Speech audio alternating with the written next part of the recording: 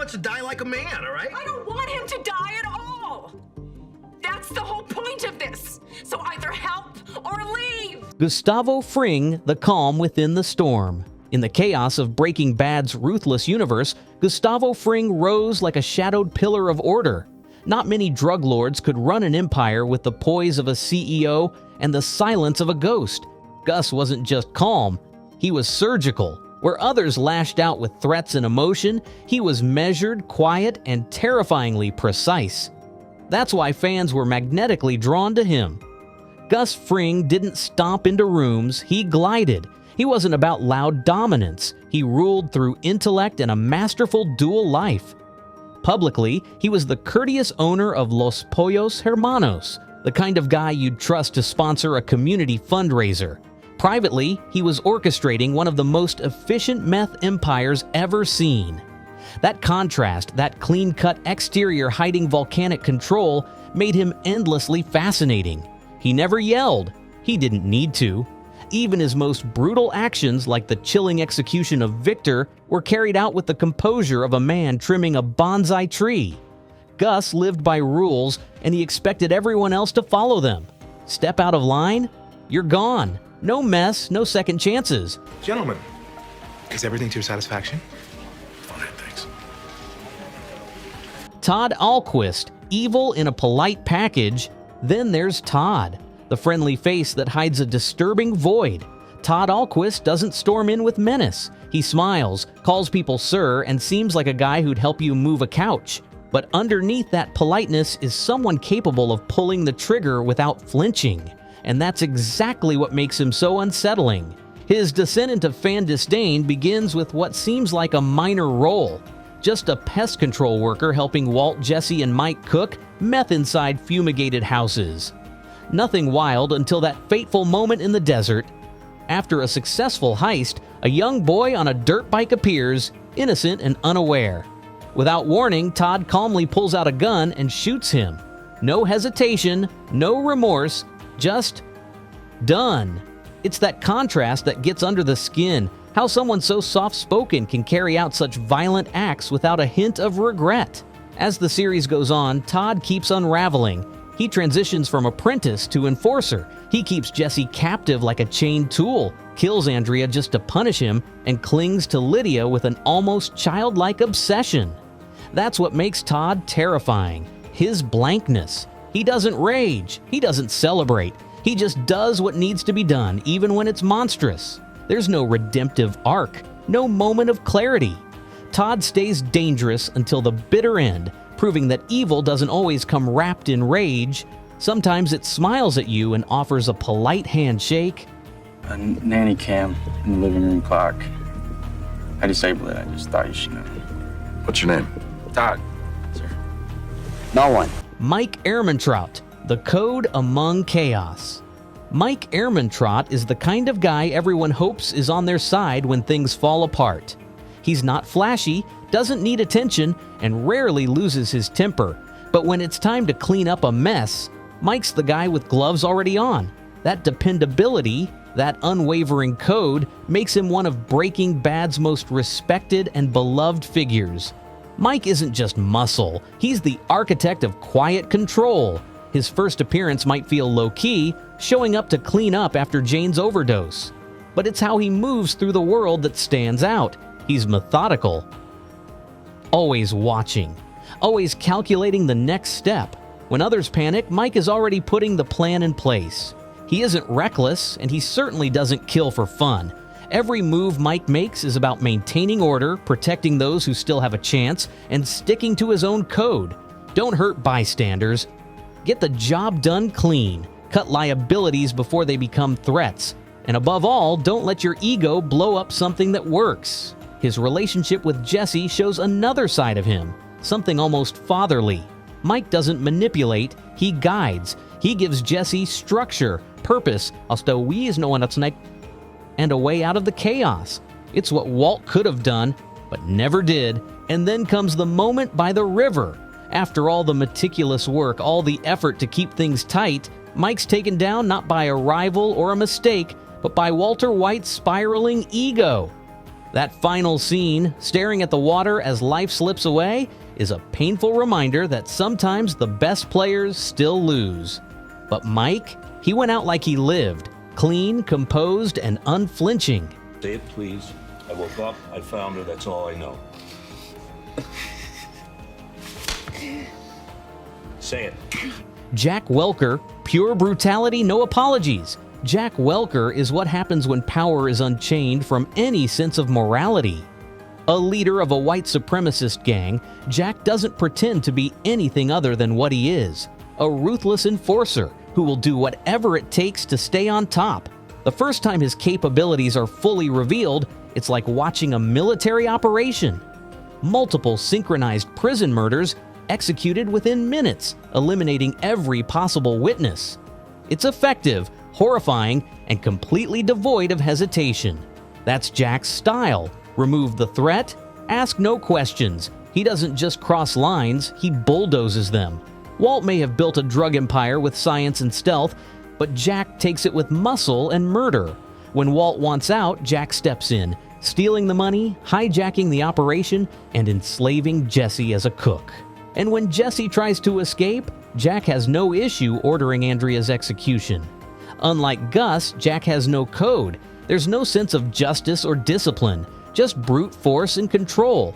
That's why fans despise him.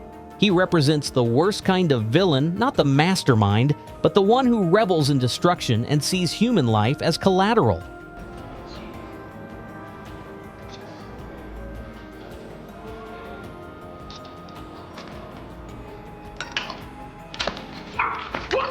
Jesse Pinkman, the conscience that refused to die. Few characters in Breaking Bad evolved like Jesse Pinkman. What began as a bumbling, small-time dealer turned into a portrait of emotional depth and tragic resilience. Jesse was never cut out for this life, and that's exactly why people rooted for him. At first, he's reckless, immature, and only thinking about the next high or the next dollar. But under all that, there's heart. Jesse cares, especially about kids. One of the earliest glimpses of that comes during the Peekaboo episode, where he shields a neglected child from a horrifying home. That scene was a turning point. It revealed the soul behind the swagger. Jesse never wanted to hurt people. Every time violence touches him, it leaves a mark. Jane's death sends him into a spiral of guilt. Killing Gale nearly breaks him, and the manipulation from Walt keeps dragging him back into the fire even when he tries to escape. When he finds out Walt poisoned Brock, something snaps. The realization that he was being used again and again is crushing. But the real torment begins when he's captured by Jack's gang. Forced to cook, beaten and held like a dog on a chain. The fact that he survives it, escapes, and refuses to kill Walt in the finale shows just how far he's come. Jesse isn't the hero or the villain, he's the broken human heart of the story. And in a world of monsters, that's what makes him unforgettable.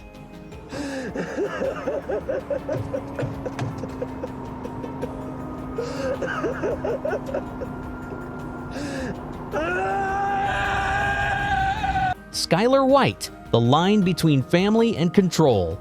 Skylar White might be one of the most polarizing characters in Breaking Bad.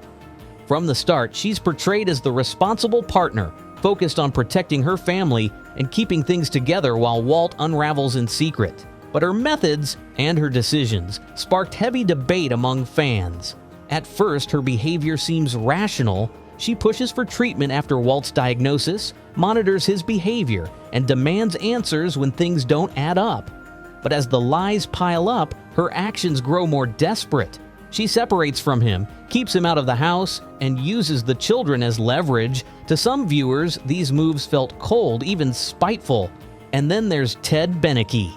Her affair with her boss, combined with her increasingly calculated moves to launder Walt's money, painted a picture of someone caught between moral lines. She didn't want to be part of Walt's empire, but once inside, she insisted on control. The car wash became her domain. The books had to be clean. The procedures had to be followed. Yet her contempt for Walt never softened, even as they became partners in crime. By the end, she's living in isolation with nothing left but her children. No marriage, no business, no control. Skylar's arc is a slow-motion collapse.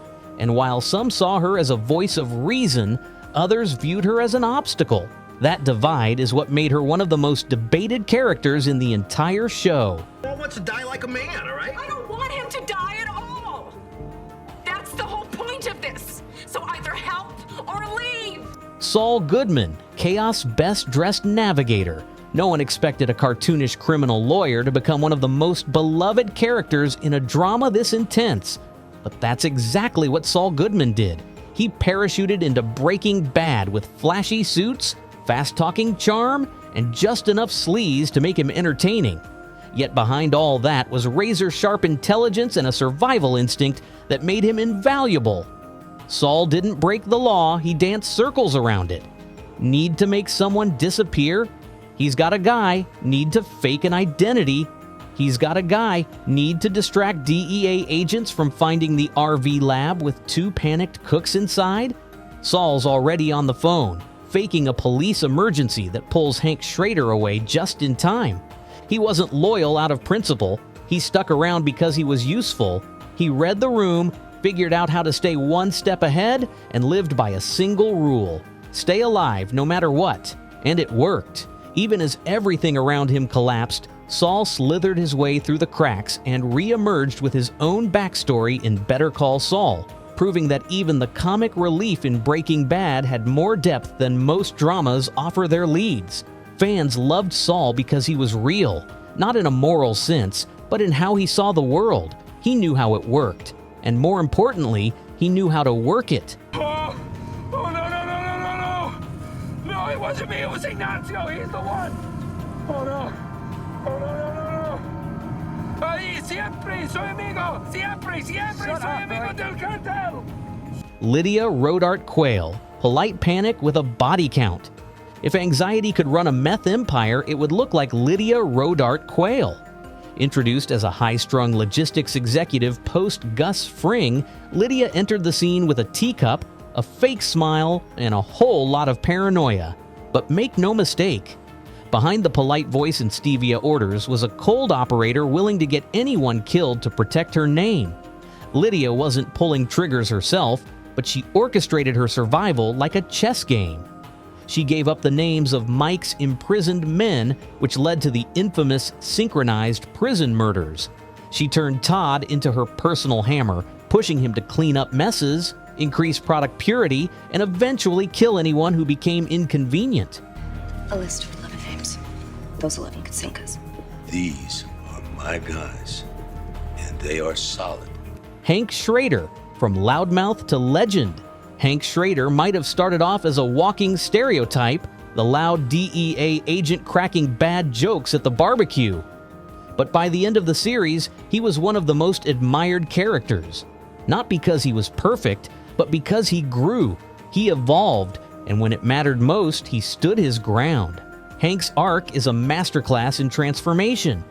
Early on, he treated his job like a game. Walt was the shy brother-in-law.